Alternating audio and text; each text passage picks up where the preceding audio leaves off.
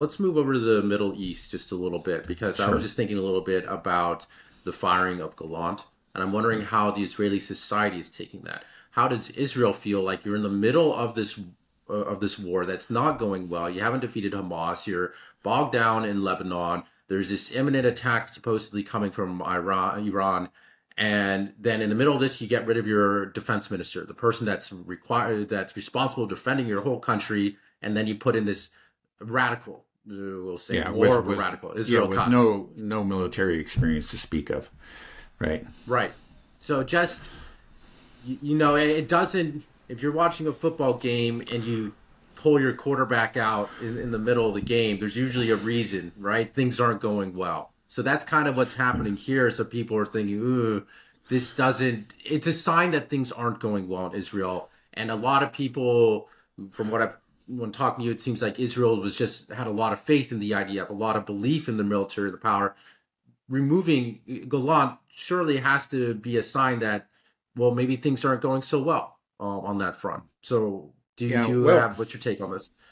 actually, I don't think, yeah, there have been a lot of protests and some very uh, very large and and quite intense protests. There's no question about it, and they're continuing. But it's not. I don't believe it's about what the problems that you pointed to. In fact, Israeli society in general seems to think that the war is going quite well.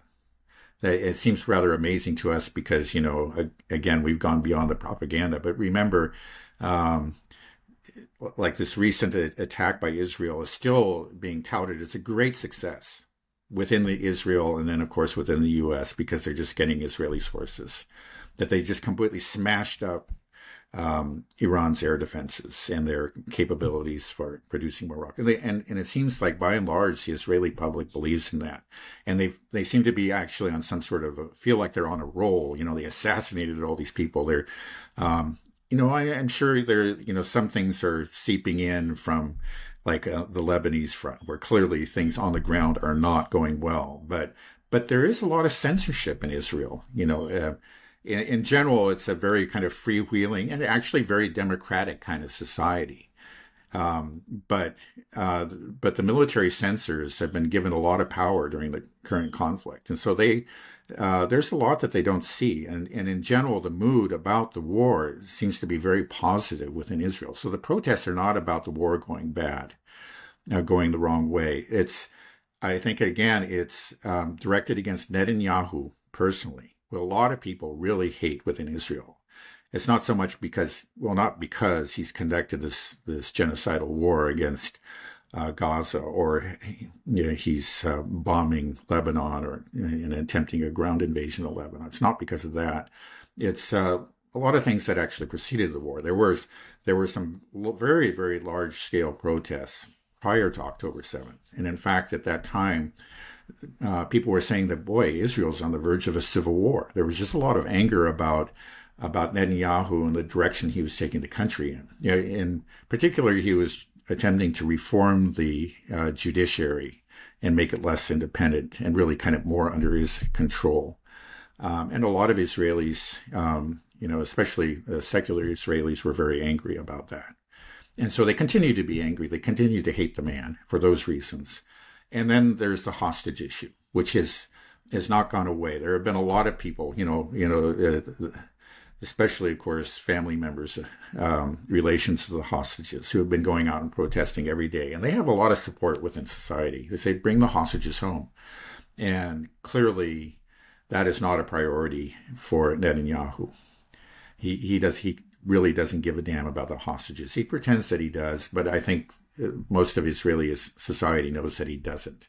And they're angry about that. And they know that Gallant was one of the people who was trying to get the hostages home. And that now that he's got rid of Gallant, there's really no chance. I think that's what the protests are about. I find it hard to believe that there aren't more Israelis that are worried about the way the war is going. I mean, this has been going on for over a year. Yeah. Surely this wasn't the plan. And like we Right. said, they saw missiles from Iran striking Israel, hundreds. Right. It was just Well, a lot lighting of up the them didn't. sky. You have to remember, it's like in the the air base out in the Negev desert. That's out in the Negev desert. So like a lot of those videos that we saw were actually taken by Palestinians, Bedouins. by Bedouins. Yeah, who and not by Israelis. So some Israelis witnesses, I know that they did, but they only witnessed a part of it, a small part of it. Of course, there was that strike in Tel Aviv that people have to be aware of. But yeah. I mean, we but saw it was some a fairly videos limited strike within Tel Aviv. I think it's so. There's still.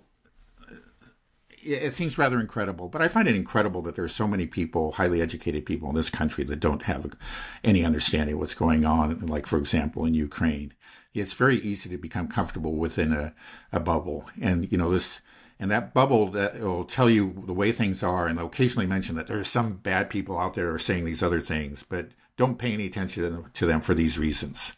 And so they don't.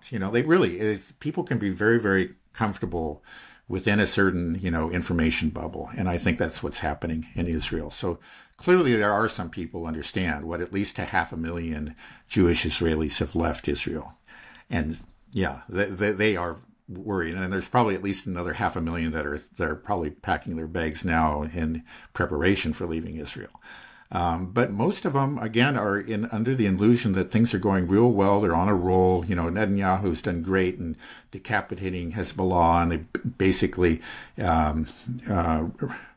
rendered Iran's air defenses useless. They've neutered the Iranian threat, and they're thinking that. Now, the Iranians say that they're going to launch a really massive attack, and they may do something this time that just cannot be hidden. Right, The that's last one they could bubble. hide like 90% of it. Again, there's out in air bases. Most people aren't close to the air bases, but if it's like within Tel Aviv or something where where everybody's going to see it and experience, that may change things. But we're not there yet. But I mean, the last one. I mean, I was watching on CNN and Fox. You could see. I mean, I think it was over Tel Aviv. Missiles going by and interceptors failing. I don't think it was that hidden. I think the Israeli population had to see it. Well, yeah, they had to, but I mean, there weren't, the impacts, with the exception of, I think that one or two right there in Tel Aviv, they didn't happen until they saw these things overhead. And then you can get this interpretation, oh, our interceptors worked very well. They probably think, oh, really? It kind of didn't look like it, but they say so, Again, they're not really seeing the devastation. It's only like those Bedouins out in the desert saw those coming down one after another, bam, bam, bam, bam. They knew what was going on. But most Israelis, Jewish Israelis, don't, or they don't want to. They don't want to really think about it too hard.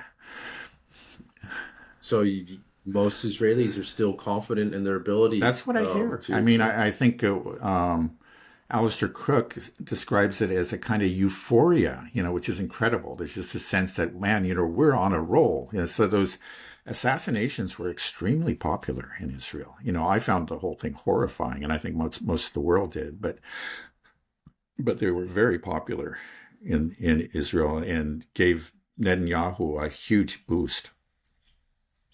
Well, that hubris is really going to be their downfall. That is, that they continue. Because I guess that's why Gallant was pushed out. Because Gallant was probably telling Netanyahu, "Hey, I'm not euphoric about this situation. It's not good." Well, that could be true, and it also could be it's just that Netanyahu felt empowered. He's seen his poll numbers go way up, and said he was kind of reluctant because he knew, we're seeing the protests. He knew that there was a lot of support for Gallant out there, and so he was reluctant to get rid of him. I think he's always hated him. He's always considered him a thorn in his side. He's always considered him, kind of an obstacle to his plans because he was always the voice of caution. So he always wanted to get rid of him, but he was reluctant to do so. But actually, the recent spate of assassinations have strengthened Netanyahu's position, and it may be that he felt like he was strong enough to get rid of him. He said, "Yeah, sure, there'll be protests, but they'll fade away, and I'll remain in charge. I can do it now."